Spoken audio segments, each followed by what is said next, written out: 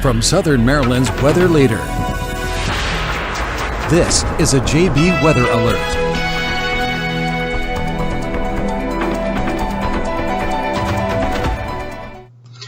And good evening, everyone. I'm forecaster John Bordash back with you here right around 9 o'clock to give you your 9 o'clock hourly update on Tropical Storm Elsa and what we're seeing across the region. If you can hear me fine, let me know in the comments. Always want to make sure we get that all taken care of first before we get too underway with anything. But while I wait for that, the information I will go over so far is that we do still have a tornado watch in effect for Calvert, for St. Mary's counties. That still is in effect until 11 o'clock, so for the next couple of hours. Granted, I don't think our tornado, whatever tornado threat we did have is beginning to go down. And I see Donna says that she can hear me loud and good. And Glenn is reporting heavy rain and wind in Scotland, Maryland. Fantastic. And you can send me your storm reports on any post you see or on this live video. That would be great because that really helps me to get a better idea of what's going on across the region. But we're taking a look at live William Richmond Inc. radar right now. And you can see we've started to notice that we are getting some of those more moderate rain bands pushing into parts of southern Calvert, southern St. Mary's County, as we've been talking about over the last couple of days, those areas really being the focal point. And now we're looking at those moderate and steady rains starting to come down.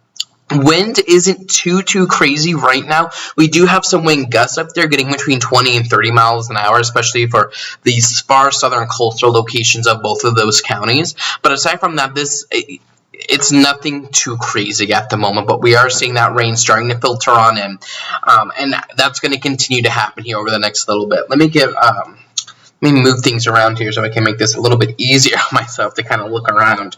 As we zoom out here, and I want to take radar right where we are right now, and let me turn on the national composite so we can see the whole storm. And if we were to put this into motion over the last hour or so, what you're going to notice is that it's easy to see where we have the center of Elsa. And if I turn off our flash flood warnings right now and turn off the winds, it makes it a little easier to see. It's this little curlicue right down here south of Richmond to the north of Virginia Beach. And we've actually had a couple of tornado warnings down towards the Virginia Beach area and flash flooding ongoing in the Richmond metro. So this is our core.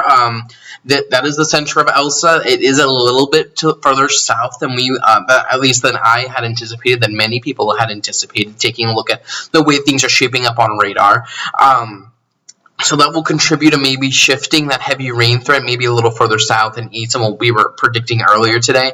I still think areas south of Prince Frederick, probably south of Loveville, so southern Calvert, southern St. Mary's, probably still on top to see around an inch or two, but I don't know how many 3 and 4 inch reports we'll see. They'll probably be more isolated than widespread. But this is going to continue to move here to the north and east, and these bands of rain are going to be pivoting north and west around the storm. So we're moving counterclockwise here. That's how the rain is going to be moving around the system. On over towards Charles County, PG, Washington, D.C., the I-95 corridor. They have seen some rain, not the heaviest rain, and we'll probably continue to see rainfall in some of these areas over the next couple of hours, and that doesn't surprise me. I think that the really kind of what we're looking at, if we were to zoom in here locally, let's get our local map loaded in. It's really going to be these areas south and east of this line that see generally 1 to 2 inches of rain, and I know that might be a little bit hard to read, and wind gusts that might get near 40 miles an hour overnight. We're not talking about a prolonged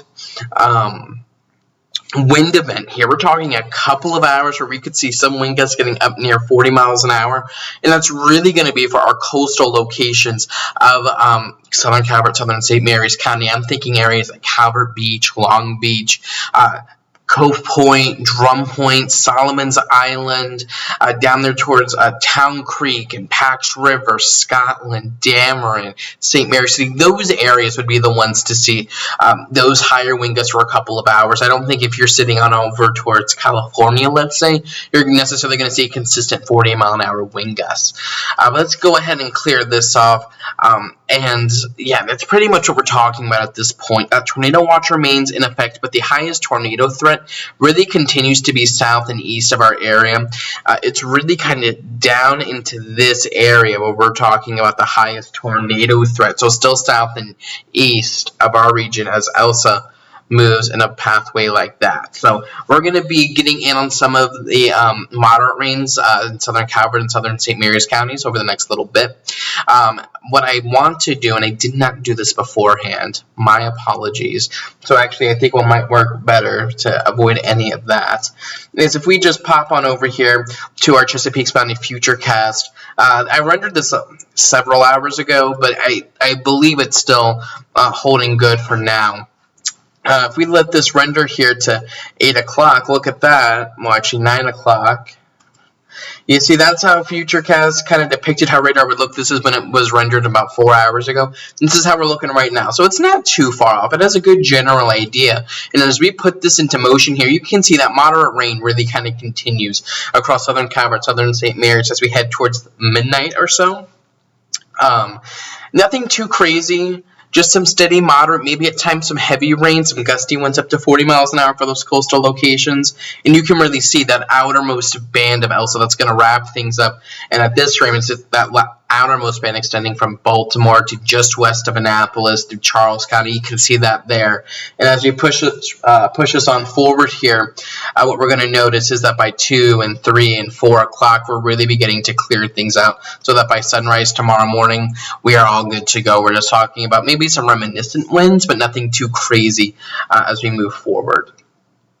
Nikki is saying that there's lots of rain in Ridge. Oof. Let's see, raining kind of heavy and windy in California. So yeah, so we are seeing some of those heavier rain, some of those gustier winds beginning to move into parts of the area. If I can turn back on our local radar, and I want to put this into sensitive mode to really give us an idea of what we're talking about here, and really allow us to kind of get in here if it wants to load. And I'm sure it won't, which is fine.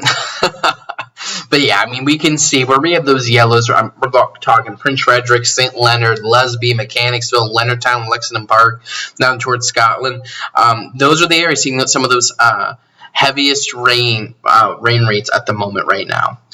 Chrissy wants to know if we should be concerned about tornado warnings. I think the highest tornado threat is to the south, and I did have a graphic drawn up about that. That's the rain forecast.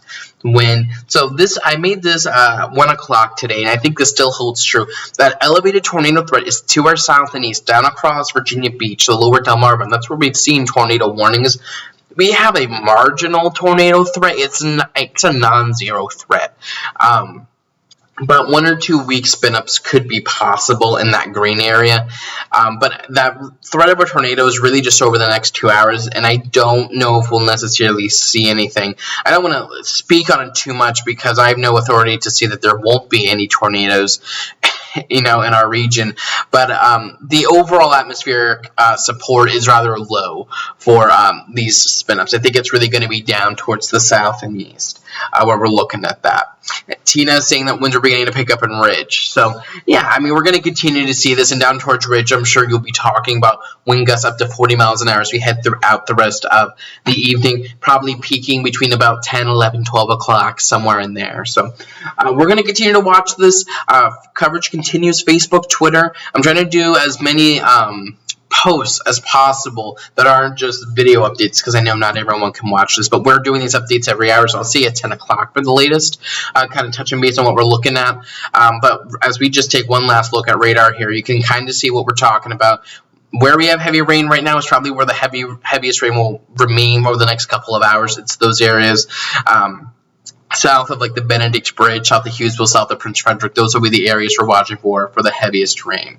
So stay tuned, stay weather aware. This isn't too crazy. You'll make it through the night. You just got to stay with JB Weather for the latest, and we'll continue to keep you updated. But in the meantime, I'm forecaster John Bordash. Thank you so much for joining me, and I will continue to keep you updated. Have a nice and safe one, and I will see you back here in just about an hour. Check the forecast anytime online at jbweather.net.